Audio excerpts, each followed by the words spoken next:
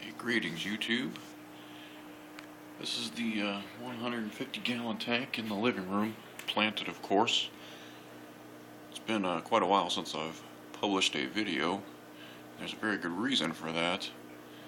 I went on deployment for several months, and when I got back, everything in the tank was pretty much dead and wasn't at all presentable, and took a little while to get everything going again to where I can actually tolerate taking a video and posting it to YouTube. As you can see, there's some changes for the ones of you who've been watching my videos over time. Not a lot of progress, but changes, I guess. I don't really know exactly how it all happened. I mean, I understand how a lot of the plants died, but interesting is some of this jungle valve that you can see is getting very tall here. Before I went on deployment, the jungle valve was all in the back of the tank, and it was corkscrewing, and there was a lot of it. And then I died, and when I came home and got the plants growing again, somehow, on its own, the jungle valve shifted. Now here we see some in the middle here, the middle front of the tank, and here's some kind of off to the left and middle of the tank, where it was really all along the back. And I don't really know how to explain that.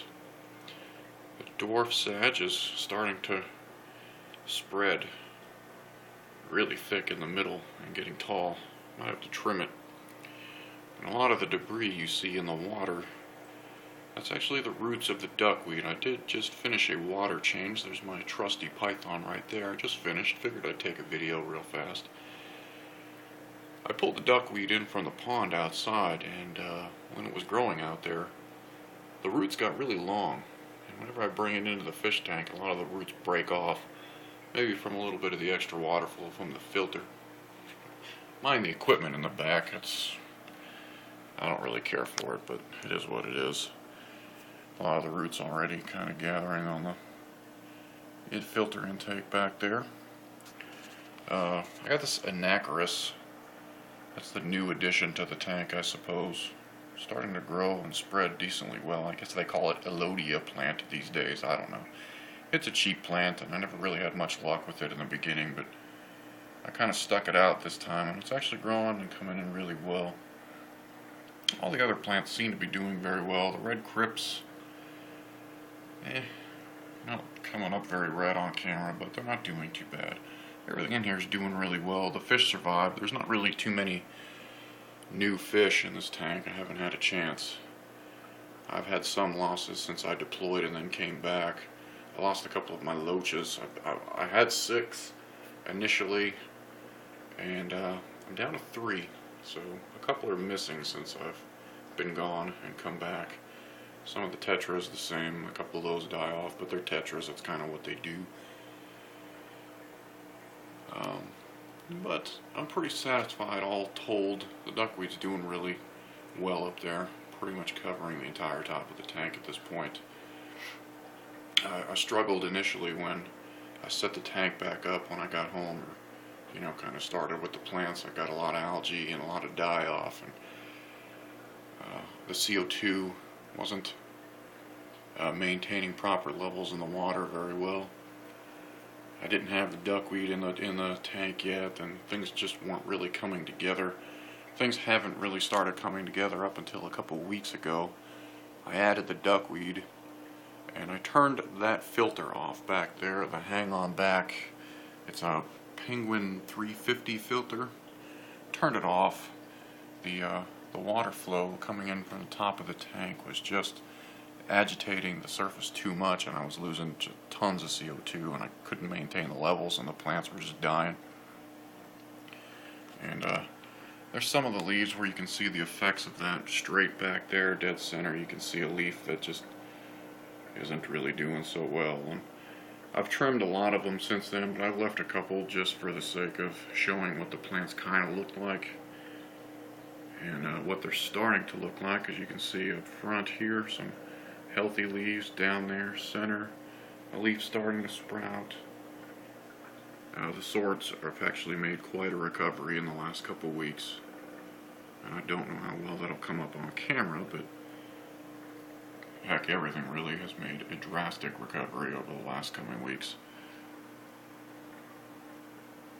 But anyway, since I was in the middle of a water change, I figured I'd just kind of show the tools that I have to maintain this tank. And of course, for starters, as previously mentioned, this trusty Python, anybody with a large tank needs to have this. If you don't, you need to go get it, because it's probably the best $30 you'll ever spend in your entire life. But then as we come down here, the rest of the tools, we get this glass scraper for the green spot algae and some of the tougher algae that won't come off of the glass. I have some somewhere. I don't know where. It may not even be possible to pick it up on the tank or on the camera, but oh, here's some right here. I wonder, right here, look in between my fingers, you see a green spot on the glass. That's green spot algae. Doesn't like to come off with the regular scrub brush, so I gotta take the scraper to it. And of course the scrub brush for some of the lighter algae you get.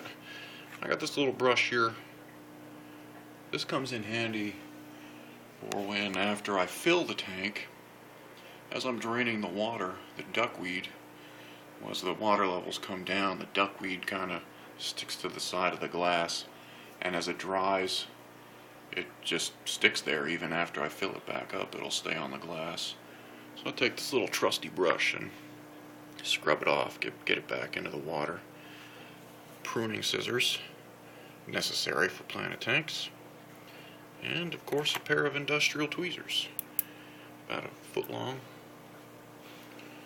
Those help me take all the pruning that I do, the stems, for example, the Anacris, which I had to do to this evening.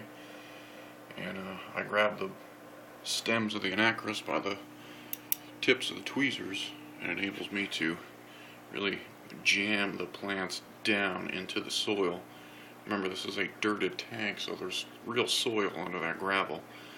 Tweezers enable me to get the plants down there so they won't uproot themselves and the fish won't uproot them. And then of course I got my plant food. I dose this tank with dry fertilizers. Got a bag of KNO3 here for potassium nitrate. This is to dose nitrogen. And some KH2PO4, some monopotassium phosphate. This is of course your phosphorus dosing.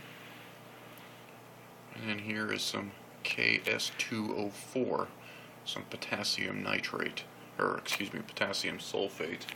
Just an extra dose of potassium. There's a little bit of potassium in all three. One's for nitrogen specifically, one's for phosphorus, and the other one's just for nitrogen. And that's how I dose my macronutrients, just dry. You can see I got my little scooper in there and my little measuring spoon, and I just drop it right into the water, just dry powder right directly into the water. For my micronutrients, I got a bottle of Seachem Flourish, and I also have a bag of just iron, some iron that the plants will use. And actually, since I've been dosing those, they've been much better off. And the Floris Seachem, that's obviously a liquid. But once that runs out, I'm going to switch to this Plantex CSM plus B, which is B is boron. I don't really know what the CS and M are. Some of you smarter science people, chemical periodic table of element people, will be able to tell me. But what I do know is it's supposed to be a good micro dosing, which will get me off of the remnants of the liquid dosing, and I can just be done with the liquid. The dry fertilizers, they last way longer, and they're cheaper, much cheaper in the long run. The dry nutrients, I don't know if that's going to come up. Let's see if we can get that on there. Maybe. maybe. Anyway, those came from greenleafaquariums.com. Great website to get your supplies at if you're interested in starting a tank like this. But anyway, there it is. In better shape over the last couple weeks than it has been. I'm hoping to add some fish soon, some extra plants, and potentially kind of rescape a little bit and get those jungle fowl back to the back. Thought about maybe keeping less of the swords, but kind of don't want to uproot them either because they're going to create a gigantic mess. A little view from the side. Better look at the Anacharis. I still call it Anacharis. I don't know what they're calling it these days. It was Anacharis when I bought it years ago. It's actually doing pretty well. Good look at the swords. Actually doing pretty good, all things considered. I'm pretty happy with the progress. It's only been turning around for a couple weeks, so in a couple weeks with good CO2 levels and good lighting and good nutrient dosing, everything's kind of turning around, so I'm pretty happy about it. But that's my video for now. Appreciate you watching. Any comments or questions or whatever you got, I'll appreciate it. Next time I plan on showing the CO2 system with the tanks and how the CO2 gets into the water. But we'll save that for another time. So to the ones of you out there watching, have a good night.